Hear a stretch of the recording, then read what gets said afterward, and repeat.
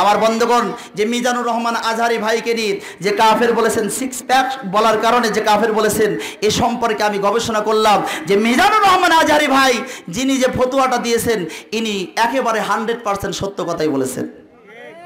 কথা কন, আমি দলিল দিচ্ছি। وعن عائشة رضي الله تعالى عنها قالت كان له رسول الله صلى الله عليه وسلم وكان ثلاثة। হযরত আয়েশা রাদিয়াল্লাহু তাআলা আনহা তিনি বলেন, বিশ্ব নবীর পেট মুবারকে 3টা ওকানা ছিল। জোরে বলেন কয়টা ওকানা?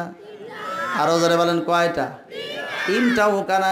একটা ওকানা সমান হলো 2টা মাংসপেশি, 2টা মাংসপেশি। তাহলে 3টা ওকানা সমান, আমার কথা বুঝতে আপনাদের কষ্ট হচ্ছে? 3টা ওকানা সমান 6টা পেশি।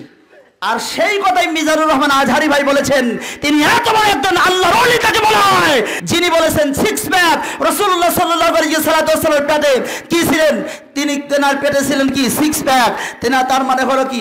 মাংসপেশি ছিলেন, 6টা মাংসপেশি ছিলেন। যার কারণে মিজানুর রহমান আজহারি ভাই বলেছে সিক্স প্যাক। তিনি যেটা বলেছেন সেটা সত্য কথাই বলেছেন।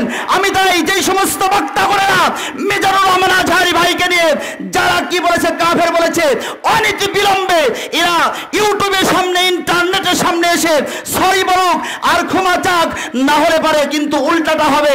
যেই রকম ভাবে মিজানুর রহমান আজহারি ভাইকে কাফের বলে ঘোষণা দিয়েছে, অনুরূপ ভাবে যারা বলতেছে কাফের, তারাই কাফের হয়ে যাবে। কথা বলেন ঠিক কিনা? জোরে বলেন। এই কাফের কাকে বলতে হবে, কোন মুহূর্তে, কোন সময়ে, কাকে কখন, কোন ভাবে, কিভাবে কাফের বলতে হয়, আসলে এই বক্তাগুণের আজকে জানেই না। কথা বলেন ঠিক কিনা?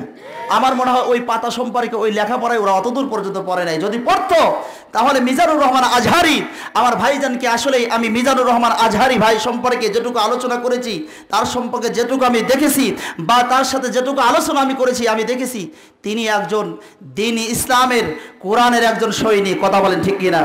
তিনি কোরআন এবং হাদিস থেকে মূল্যবান তাফসীর তিনি করেন, তিনি সুন্দর সুন্দর বয়ান রাখেন, তিনি সুন্দর সুন্দর আলোচনা করেন। অনেক হাজারো হাজারো মানুষকে তিনি কি করেন? কোরআনের দাওয়াত দিতেছেন। কথা বলেন ঠিক কিনা? জোরে বলেন না কেন? কথা বলেন ঠিক কিনা? অথচ সেই মিজানুর রহমান আজহারি ভাইকে আজকে কিছু বক্তা করে কাফের বলে ফতোয়া দিয়েছে। একটা মানুষ ভুল করতে পারে, একটা বক্তাও ভুল করতে পারে। কথা বলেন ঠিক কিনা? মানুষ নামান্তে ভুল হতে পারে। যদি ভুল হয়েই থাকে তাহলে কি করতে হবে? সংশোধনের জন্য তাকে কি করতে হবে? সংশোধন করে দিতে হবে।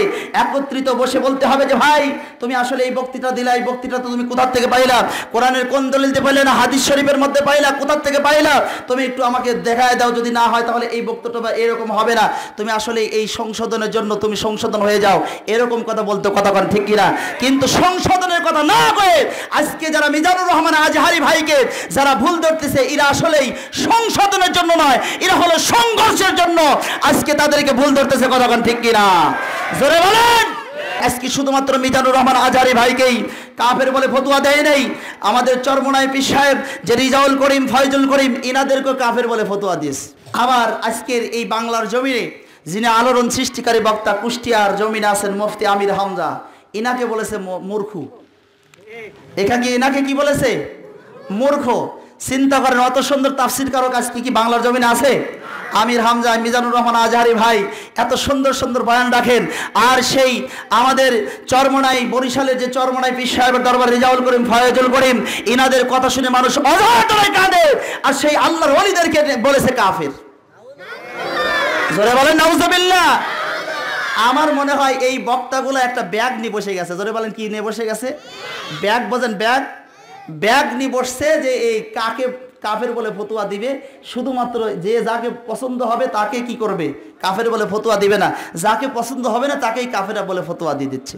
মানে ব্যাগ নিয়ে বসছে, শুধুমাত্র ব্যাগের ভেতর থেকে একজন একজনকে কাফের বলে ফতোয়া দিতেছে। আজকে কথাগুলো বলতেই হয়। কেন? একজন বক্তাকে ভুল হতে পারে, ভুল সংশোধন করে দেন, কিন্তু তা না করে আপনি কেন আবল তাবল কথা বলবেন? কথা বলেন ঠিক কিনা? আমি কিন্তু আপনাদের সামনে ভাই হাকি দলিল দিয়ে, আমি হাদিস শরীফের দলিল দিয়ে আপনাদেরকে কিন্তু আমি কথাটা বুঝাই দিলাম ভাই। তাহলে মিজানুর রহমান আজহারি যেটা বলেছে সেটা সত্য তো নাকি? বলেন, জোরে বলেন।